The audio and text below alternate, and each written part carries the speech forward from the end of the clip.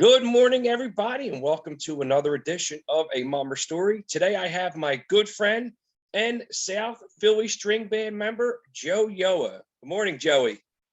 Morning, John. How are you? Good. How are you? Good, man. Yo, you guys kicked it this year, brother. Thanks a lot. Appreciate that. Yeah. So let's jump into it. Tell everybody, how did you get introduced to Mummery? So actually, unlike those other guys that you interviewed, wasn't that long ago. I've been about 8 years total now. It was right before the 2014 parade. A good friend of mine is in Polish American string band, and he had mentioned that they needed help, marshalling, pushing props. It's something I always wanted to do, but never knew how to get involved. I thought you had to know somebody. I thought you had to play an instrument just to be involved with string bands. So I did it and loved it. I was instantly hooked. So I joined, a couple months after New Year's Day. I've been in it ever since. So what instrument do you play, Joe? I play alto saxophone. Yeah, what's the difference? Is that what it's all called, or do you have saxophone and do you have the saxophone that you spoke of? So you have there's a few different types. There's alto, tenor, then there's bass saxophone and baritone sax. Cool. Yeah, I don't know too much about instruments, so.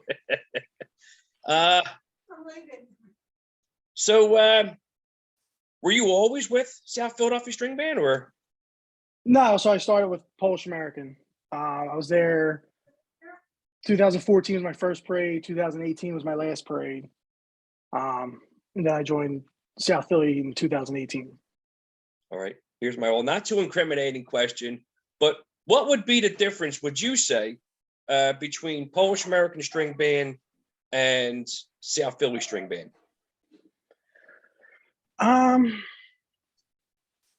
There's not too much of a difference. South Philly String Band right now is a bigger band. As far as membership goes. I mean, they're both great bands, great organizations. I guess that's the only difference. Really the size of the bands at this point. Yeah, that's really it. Do you think that the size of the bands, because in my eyes, that's where I pretty much, as a viewer, that's where I see a lot of the differences. To me, it seems like the bigger bands are getting the better prizes because maybe of the more members, I guess more instruments, the louder the music. Could that be the case? I mean, I think that's part of it, but it's the bigger band overall, I guess, has an advantage when it comes to fundraising. There's more people involved in it. Financially, everybody pays dues, so you're getting more dues from more members. And then the overall work around the club and getting stuff ready for New Year's Day, we have more helping hands. So it is definitely, I think a bigger band has more of an advantage. But when it comes to the show on the street, it's not always the size of that matters. You can make it work with a smaller band. Describe your very first parade. You're kind of new into Mummery anyway, fairly new, I guess I should say. So describe your very first parade. What emotions were going through you? So my first parade in general, which was Polish American 2014, I was a marshal. It was the last year we actually marched up Broad towards City Hall. So I at least got to experience that once. And the adrenaline was crazy. Going into the day, I didn't know what to expect too much. I heard a lot of stories from guys who've been doing it for a long time. Then we get on the street, we're putting the props together, and we start marching towards City Hall. And as you march closer, obviously the building gets bigger, and you start getting butterflies in your stomach as you get closer. Every time you do your routine, you're just building more and more adrenaline because, the next one, every one got bigger and better. And then that last one right before you hit City Hall, it was all adrenaline, emotion. Everybody, you hear everybody saying, "This is it. It's game time. It's go time." It's the build up to City Hall was awesome. It was like your finish line, or you had little battles you won throughout, and then you get to City Hall, and that's where the war is at. It's game on. So that was cool. And then, the party afterwards was great. Polish American does Allegheny Ave, which of course, that's always a great time. That was one of my favorite things about New Year's Day with Polish American was Allegheny Ave. And then my first year in suit was 2018. So it was first year in suit, but it was the coldest parade. I think it was the second coldest parade in history. So it was kind of a miserable day, but I was trying to enjoy it, and I did. I think the adrenaline, being my first in suit, the fact I was in a costume that was pretty heavy was, the cold didn't bother me too much, other than the horn freezing up. But so yeah, my first parade in suit, they're both great experiences. My first parade overall. Every parade though is something. Everyone's different, and it's great. Everyone's a great time, no matter what the prize was at the end of the day, or it's like our Super Bowl. I mean, it's one we build up all year long for that one day, and it's a great feeling. The years you were involved in the Mummers, what would have been your most favorite performance? Probably, I mean, it had to be 2020, I guess. I mean, the performance was the show was amazing. The costumes, the props, the gimmicks, the stuff that really hasn't been done before, and it was overall great show, great day. It was an emotional day, emotional roller coaster, up and down pretty much throughout the day, and then being at the club and hearing that we got first. It was a feeling that, I mean, you kind of get it every time, like the same feeling this year, but nothing like 2020. Like there's a video of me somewhere, I just like bawling my eyes out, a little embarrassing, but in the same sense, it's like that was like the emotion to build up all day and just finally let out. You know what I mean? The hard work you put in for, mum season technically, I guess, starts in like September, October. That's when you're really going, hardcore to get the steam off the ground. But it's all year long. So let's talk about that, the hard work, and it takes a lot of commitment, a lot of dedication. Here's John, can I stop you for a second and say that this interview is brought to you in part by the Fresh Works at Port Richmond? Absolutely, dude. Make sure you get your wings for Super Bowl Sunday. Absolutely. Yeah, listen, and I'm going to tell everybody too. Philadelphia has a wide variety of great foods, and I'm going to be 100% honest with you. And not that Joe's my friend. In Port Richmond, the Fresh Works, in my eyes, has one of the best wings in the Philadelphia area. Thanks, I appreciate that. Get your wings. I have work this weekend, Joe, so I'm not going to be able to swing by. I'll be at headquarters. So, like I was saying, it takes a lot of commitment and a lot of not just from you guys, but from your wife. Now you have a wife, you have two young kids. Explain to everybody, what that takes, and also the dedication from the wives, and most importantly, what do your kids think about you being a mummer, dressed up in that costume and going down Broad Street? Yeah, so it's definitely a big commitment to the wives and families, especially, I own a restaurant, so, not a lot of time off in general. And then, Tuesday nights is our rehearsal night. So pretty much every Tuesday I'm at the club.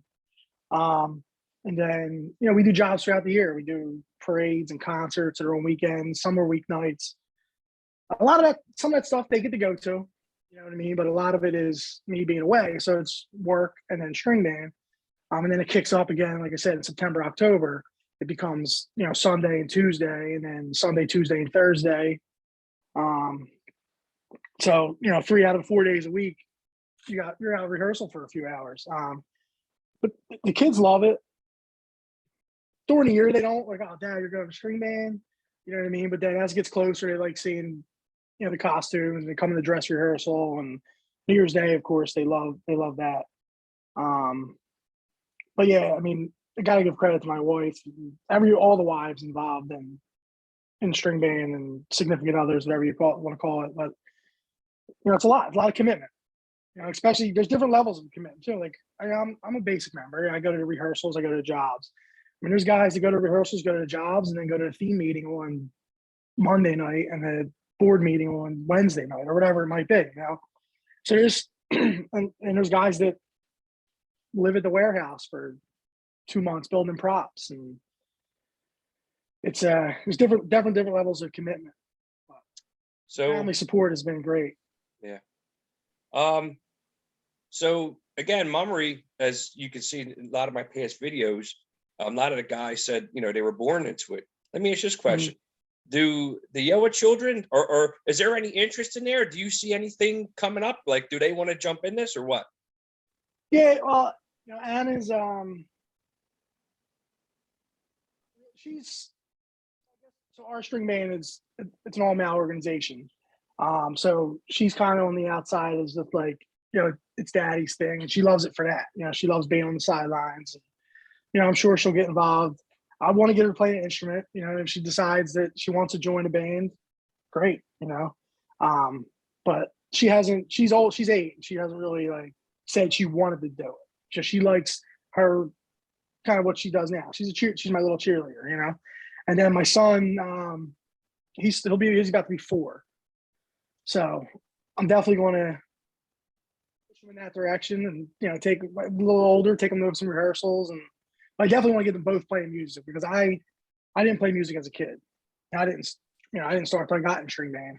Guys in the band taught me, and I wish it was something I would have did a lot younger, for more reasons than string band. Music's, it's a great thing to know. I forget who told me this. Somebody just told me recently. They're like, their parents told them, like, they're skateboarding or whatever, and they're like, you'll always play an instrument. Like, when you get my age, their dad was like, you're not gonna be able to ride that skateboard anymore, but that instrument you'll be able to play it the rest of your life. I think it was somebody in the club that told me that, and that's the truth. You always have music. There's no limit to age limit or anything on music. So here's I want to get involved in music. Awesome. Here's a 2-part question. I posed it as one each, but so your first parade, or even now, like, I mean, because the Mummers parade on New Year's Day is, like you said, it's the Super Bowl. So what was your adrenaline like your first parade? And not just that, you guys are the next up at the judging area. You're ready to go. You hear the marshal or whatever the guy is start blowing his whistle for you guys. What adrenaline's going through you?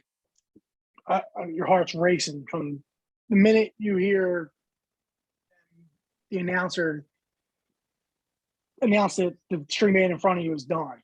It's go time. You guys everybody's shaking hands, hugging, high-fiving, let's go, let's do this, go have fun out there, this is it. Like, all different, you hear all different things from different people, and the more you hear it, your heart's just beat. It's pure adrenaline.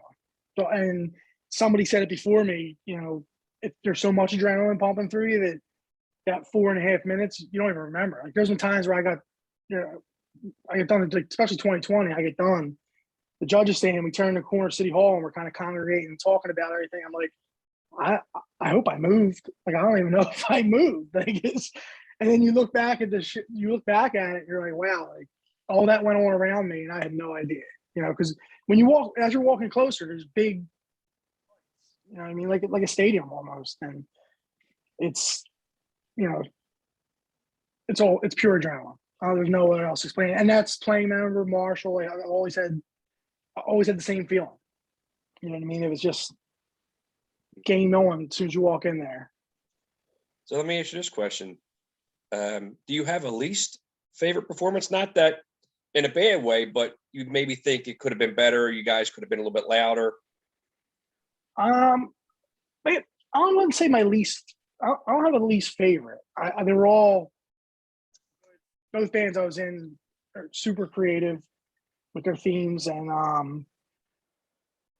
I think 2015 with Polish American, we did a farm theme, and I was still fairly new, so it didn't mean a whole lot to me. But now looking back and watching those themes over and over again, it was one that I felt that, not that we could have did better, but we could have placed a little better. I felt like that was the only disappointing theme, I guess, for me. Other than that, everything. And then like I said, 18 was rough because of the weather. I think everybody you interview is going to bring up 18 as a negative experience for the most part.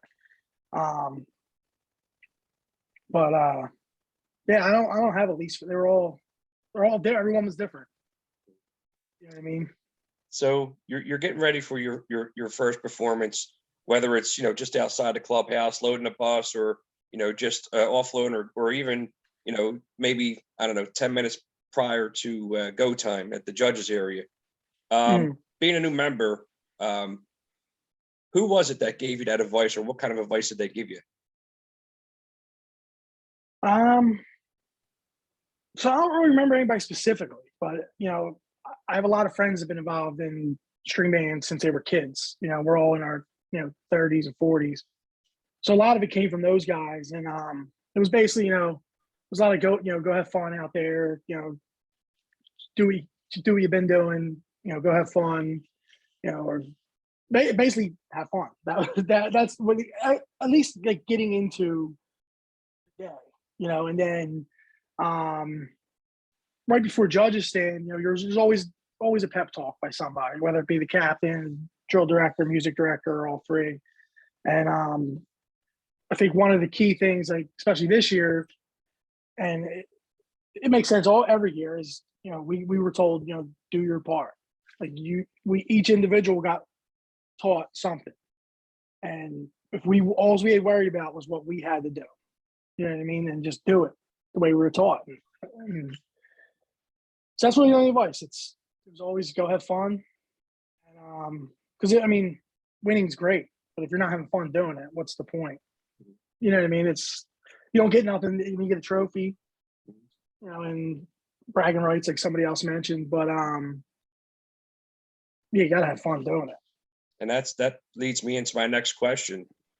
Some mummers do it, as you can see some of the videos. They say, you know what, they can care less if they haven't won because they haven't won yet. And then you have others that say, no, winning is the drive because that's the motivation. So in your perspective, where does it stand with you? Is it about winning, or is it just putting on a good performance? So, simple answer, yeah, it's about winning.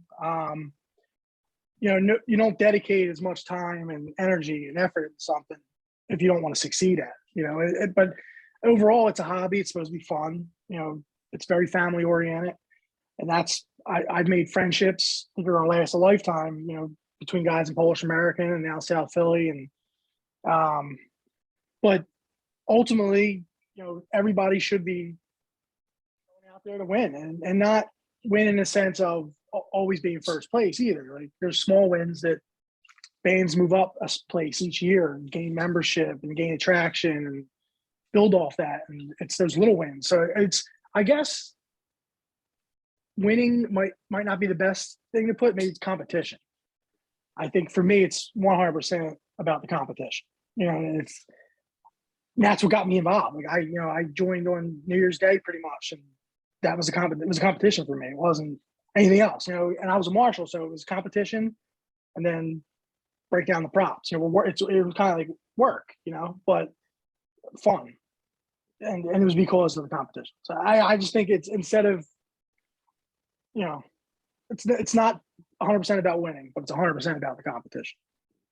I think I said competition like 150 times in that last that last paragraph, but it is what it is.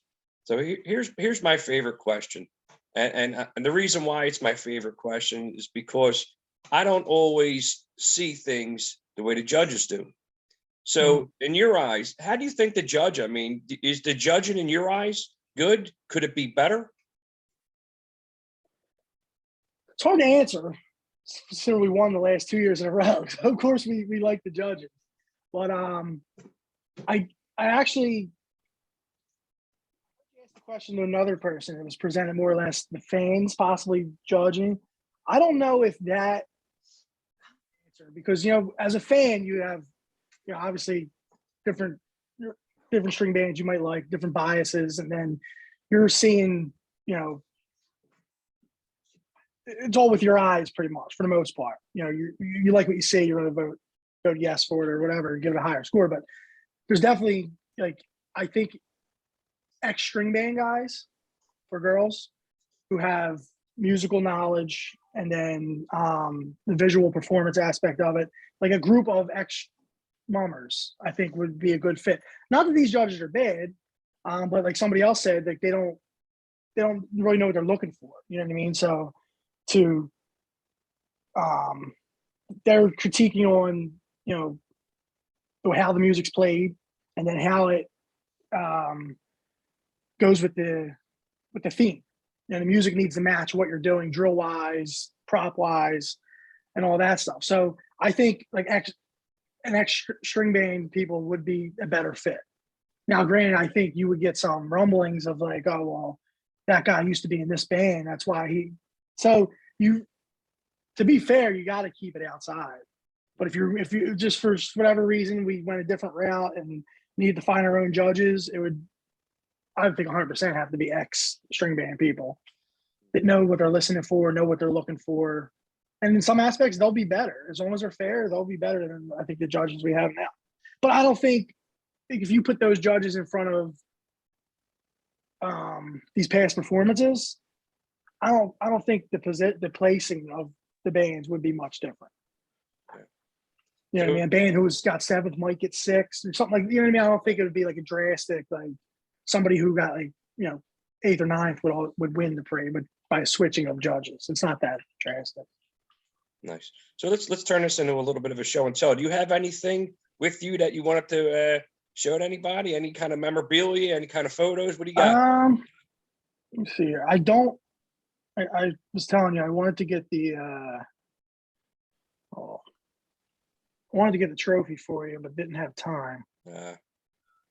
So I got this from 2020. See if I can get out of the way here.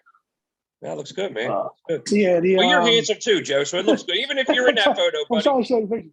The middle trophy is the trophy. That's the first place string band trophy, and then the trophy over here, that's the captain's trophy.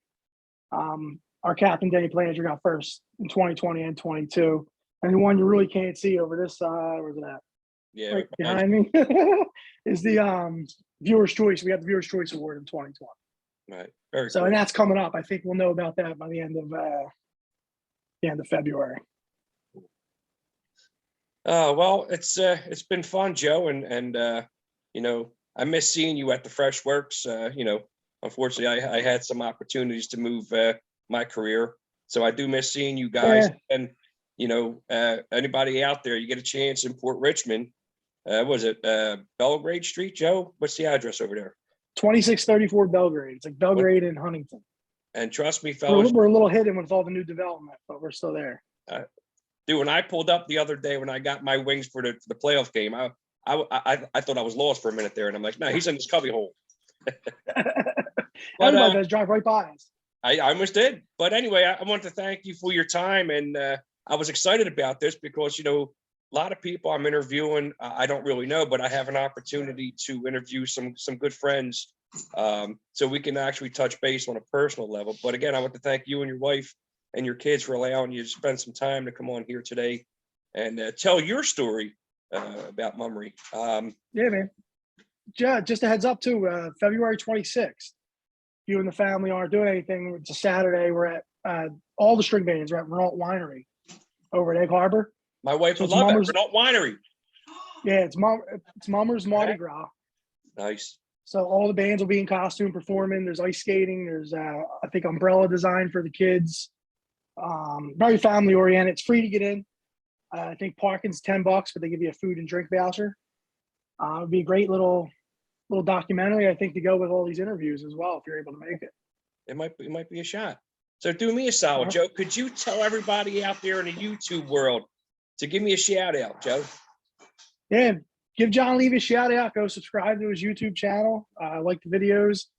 I think what John's doing is good for us. You know, get some behind the scenes footage of your everyday members. You see the captain's interviews every New Year.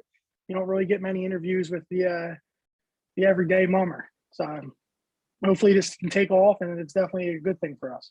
Oh, like you said, Joe, I mean, you got the Mummers Museum, right? That talks about, well, I don't know if there's any video. Again, you have your captain's biography prior to your guys' performance, but what about the members? Okay. And not only that, everybody has a story. Oh yeah, definitely. Like I said in the beginning, my story is not as extensive as the last few guys you interviewed. But you'll probably get somebody who maybe is even newer than I am. And there's definitely guys out there that there's guys with 50, 60 years in this thing. So hopefully you grab some more guys and this thing takes off for you. Well, Joe, you have a good day. Tell everybody John Levy said hello, and we'll see each other soon. Will do. Take it easy, John. All right, see you.